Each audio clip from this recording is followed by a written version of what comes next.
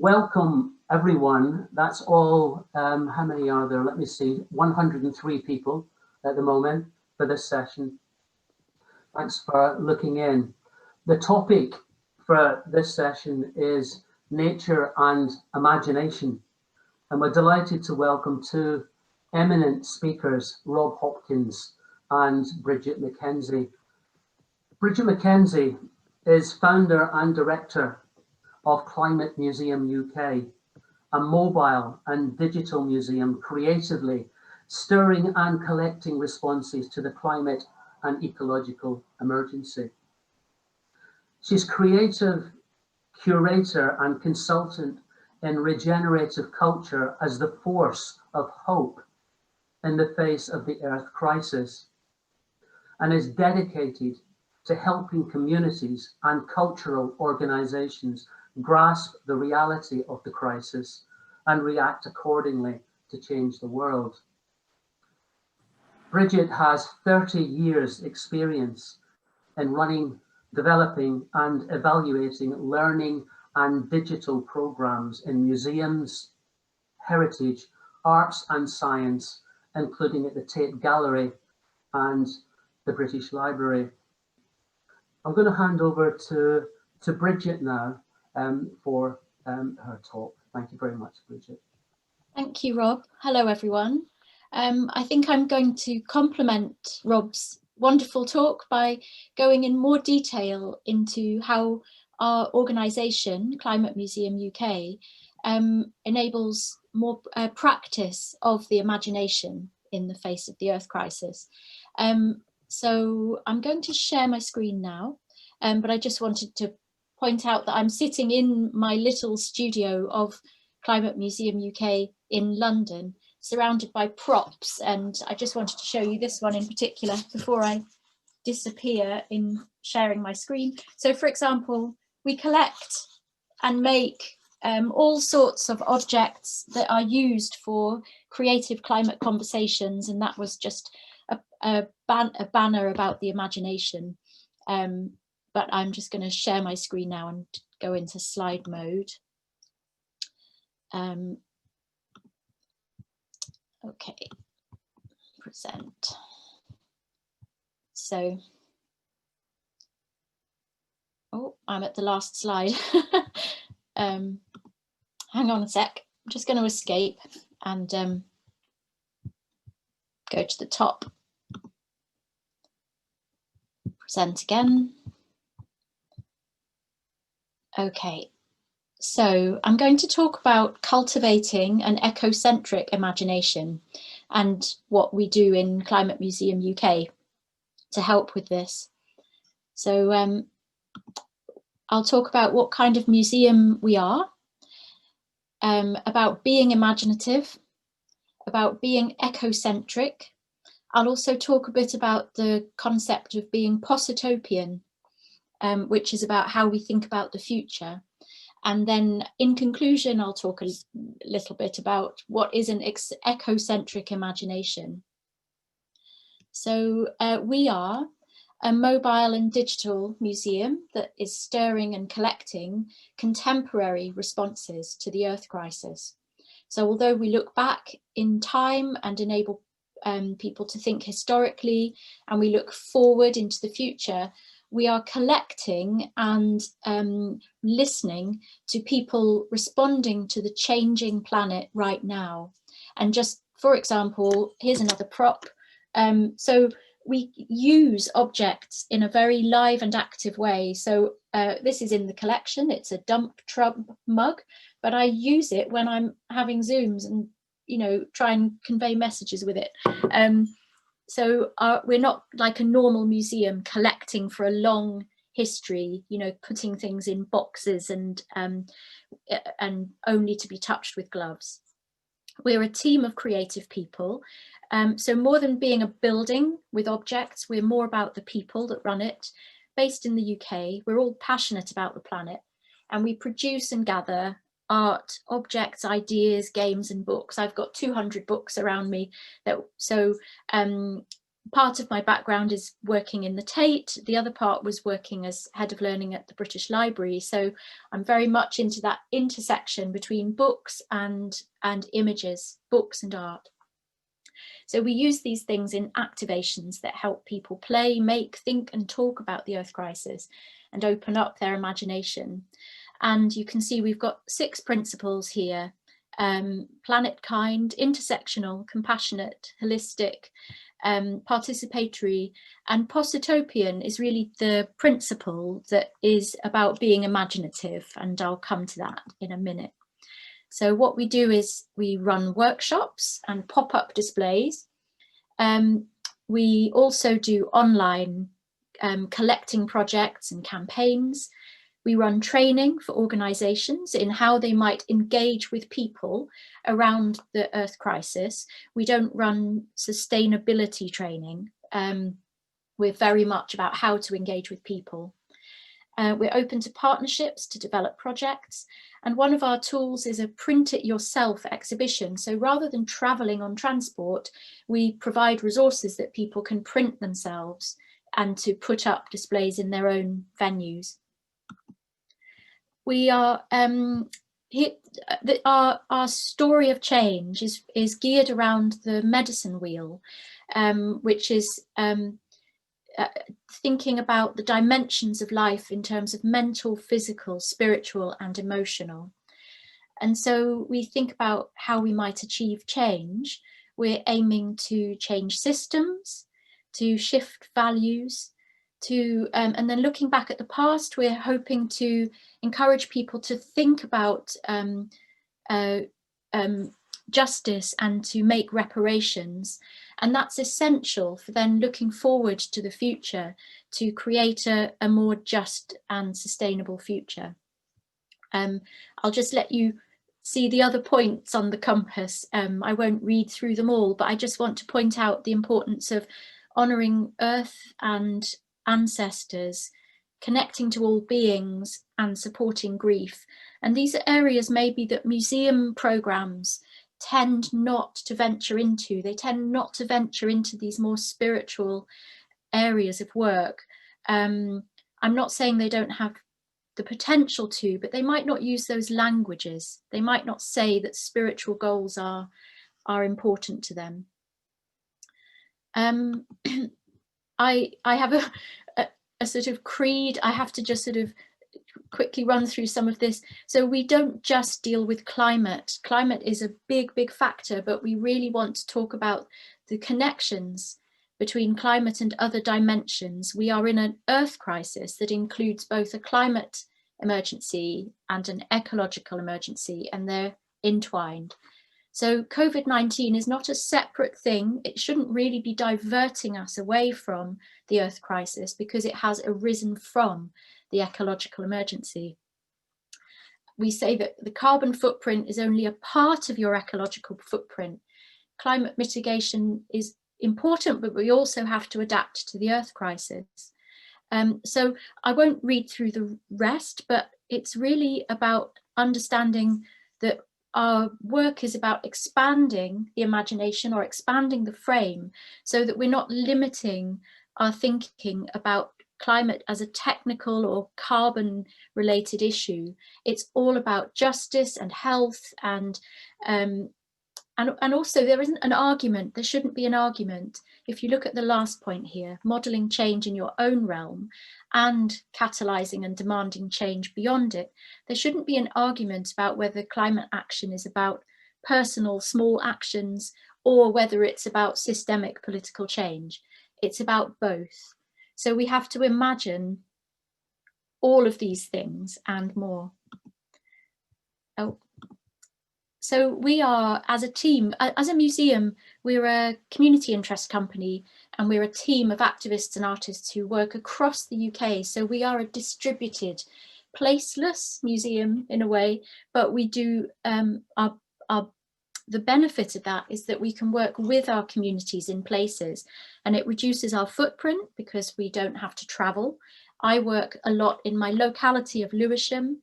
This shows how we work together these days meeting on Zoom because we're distributed across the UK, and we try to be creative. So on one occasion, we all put animal masks on, and we tried to imagine if we were animals, what would we be like as curators? So we're actually developing a project called the Wild Museum, where children will meet us as animal curators. So that's why we were doing that. And also, young people are a very important audience for us, but they're also important in our team. We have several associates who are young creatives, and I wanted to mention them because they bring to us a fresh imagination. And also, I'm finding that young people are increasingly interested in the interspecies imagination. You know, how does a cat feel? You know, it isn't just about humans living in the world. We have to actually decenter ourselves and imagine what it is to be other beings. So Meg McKenzie does animations that are all about being in other worlds inside wild nature. Erin Ross makes sculptures where she uses taxidermied animals, ethically taxidermied animals. Eleanor Ross is a product designer working with us, who is rethinking objects and how we might interact with materials. So yes, young people are very important to us. A lot of us are artists, so our practices are artful, embodied and situated. So when the COVID-19 crisis hit, we wanted to carry on doing things in the physical world.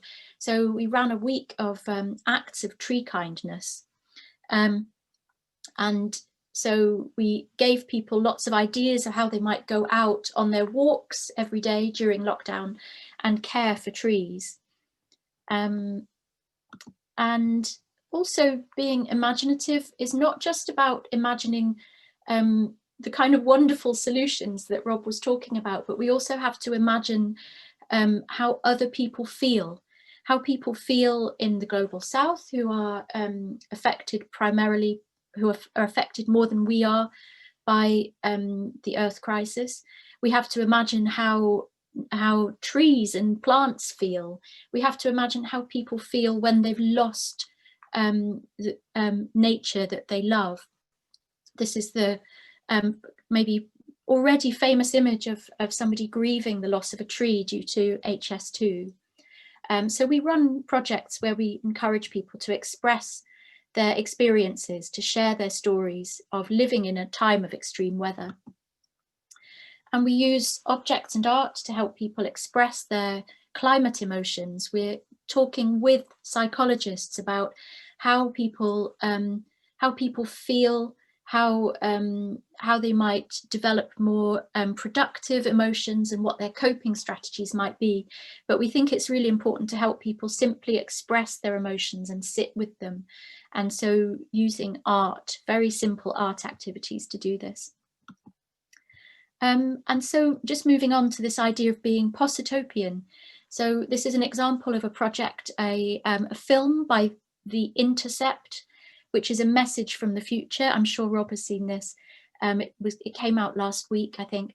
The artist Molly Crabapple paints multiple scenes of a possible future that is narrated, and the scenes vary from being difficult. You know, there are images and you know, problematic stories in this film, but there are also beautiful evolving possibilities.